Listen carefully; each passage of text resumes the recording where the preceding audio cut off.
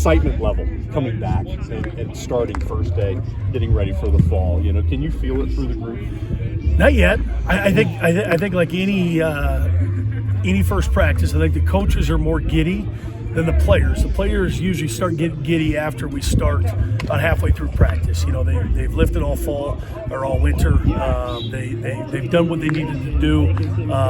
So it's interesting. You take 4 or 5 months off from actually playing out here with balls, and I think coaches are more excited on the come out. The players usually start their excitement, you know, as the first practice gets along. So there'll be some competition. A few positions are needed to be stocked, and we need some guys to step up. So I think that's part of the kind of wait and see process by some of the guys, because there's a lot of spots open, and we'd like it that way in spring.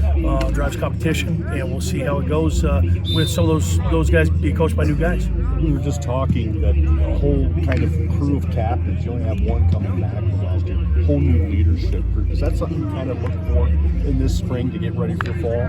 I think there could be some good and bad to when you bring some of those guys back. A couple years ago, we brought all the captains back. You know, we drove leadership in the off season, and sometimes new voices, it becomes a better setting in those pockets with guys. And some guys are going to be in leadership roles that maybe weren't in the same leadership role last year that are yet to be determined, whether it's by you know, playing on OD or special teams, or being one of the leaders or old guys in their room.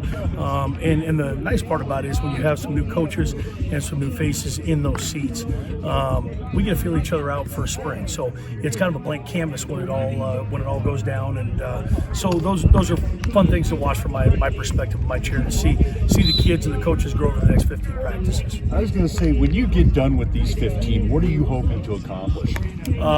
Competitive depth, number one. We're still not we're not a whole team by numbers. We'll get there when we get to summer. We still got a few guys that we will bring on at some point in the summer months.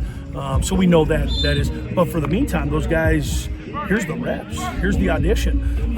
Here's a chance for you to go out there and earn the reps maybe that weren't earned last year, especially up front, offensive line-wise. You lose 5 seniors. A lot of those guys played a lot of ball.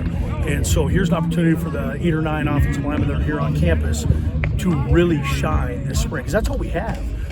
So staying healthy is big. Competitive depth is big.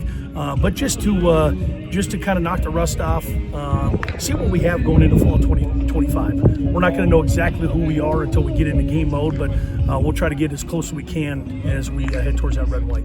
How important is it going to be to build a positive vibe, you know, as far as winning is concerned through these spring practices? Well, I think the easiest way to do it is instead of just saying it and expect it to be done, go doing it, and that drives kind of that believability. When you do it and you have consistent success, especially in situational moments, we're really pushing that on the guys this year. 3rd down, 4th down, red zone, sudden changes. We've got to be way better and way more better consistently in situational football.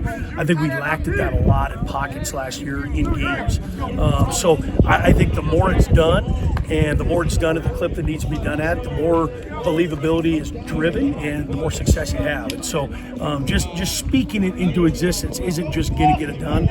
There's preparation, a little luck, a little opportunity, and then when the spotlight's on, shine brighter than the light. You know, at the end of the day, like, be as good as you can be in the moments that you need to be great in. And so we'll find a lot of that out this spring, and then get back in fall with some new additions and see where we stand come late August. Coach, what does it feel having Nolan back to kind of sort of take over that leadership in the wide receiver room and maybe just overall as the team? I think he's kind of been the voice of that room for the last couple of years.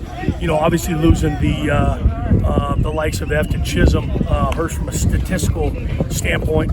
He was more of a lead by example guy and not as vocal as maybe a guy like Nolan. They played off each other a lot, so I think that worked in that room for the last couple of years. And I think they were great leaders in their own way. Having Nolan healthy will help.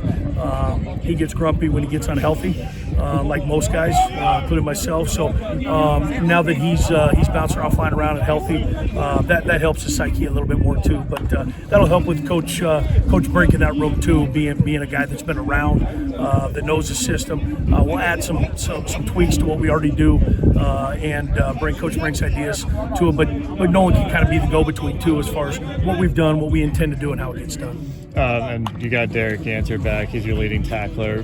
Do you hope to him sort of take that sort of vocal leadership role for the defense? Or? Yeah, I mean, Derek's a stud, flat out. He's a football player. We need to provide more of those guys on this team. I mean, football players are hard to come by. It doesn't matter if you're loud or quiet. The fact of the matter is, when they blow the whistle to start the play, or snap the ball to start the play, blow the whistle to end the play, how well do you perform during that play? His preparation is very professional. He goes about it. He wants to be the best, not only on this team, but in this conference and in this country. I mean, he's driven to greatness. And I'm kind of turned on by those type of guys. Guys that are going to be challenging, but also that we're going to be able to challenge, and they rise to the occasion. So I'm excited about his growth. We knew from the 4 games he had 2 years ago that he's going to be a stud.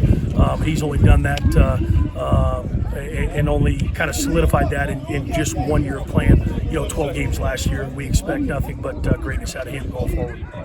Thanks, Coach. Thank you.